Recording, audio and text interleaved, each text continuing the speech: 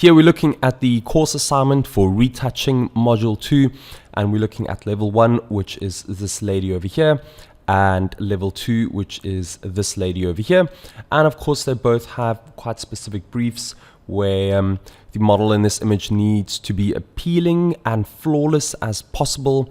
And then of course you have to do this while still maintaining an aspect of realism.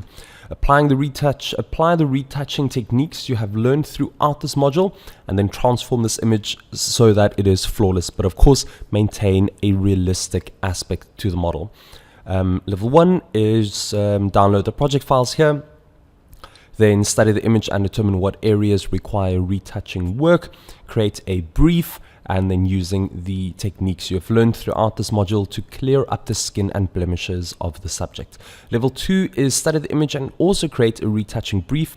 Then use the retouching techniques you have learned through this module to clear up the skin, blemish, and retouch the silhouette of the subject for a more appealing image. So over here, we're just doing basic retouching. Level 2, we're also reshaping a little bit. And we're using Nuke to do this. And you should be exporting an MP4 sequence of your retouched sequence, which you can upload to the forums. And then for me, a PNG sequence of both before and after, and your Nuke script. Great.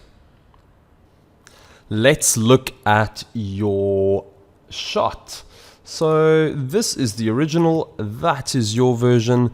Right off the bat, just watch out, because when I'm not sure how you're warping, because you did not include the project files, but you are changing your entire background. You can see all of this is changing everywhere.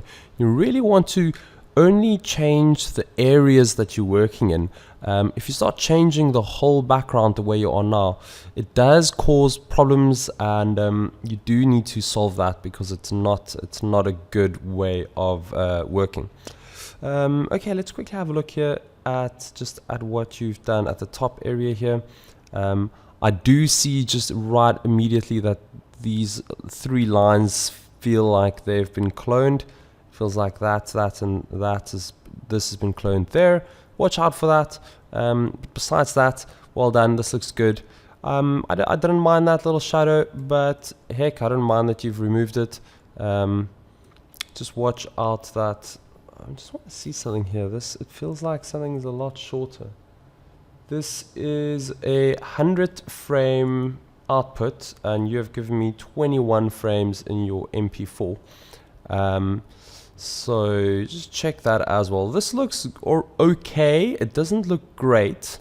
There's some weirdness, little thing happening here. I'm not sure what that is.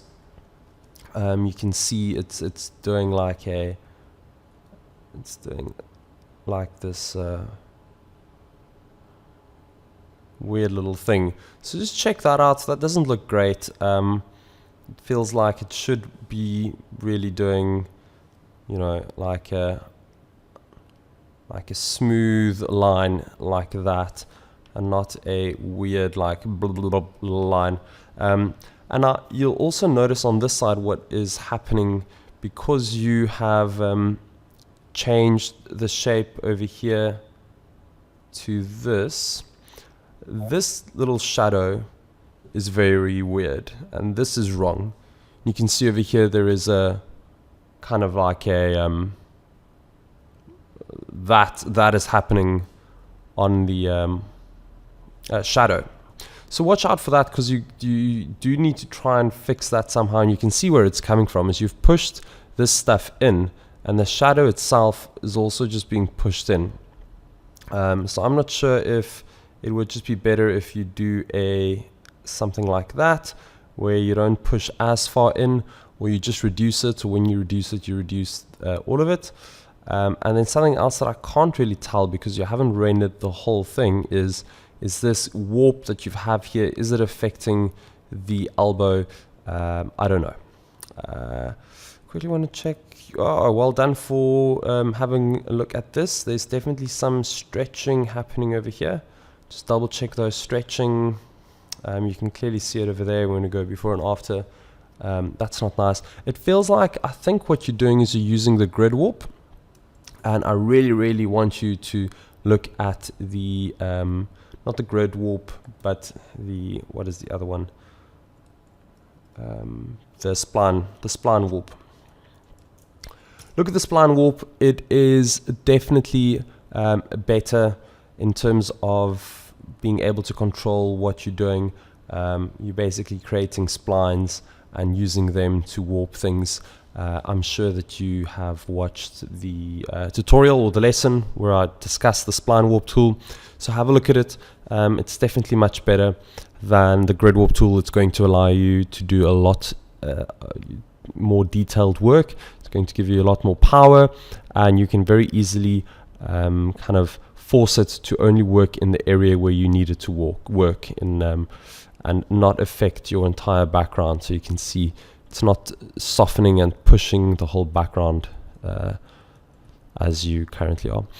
All right, that's it. Let me know if you have any questions, any specific things that you'd like to know that I should be showing you, and I'll happily record another video explaining or showing you something specific, and I hope this was useful.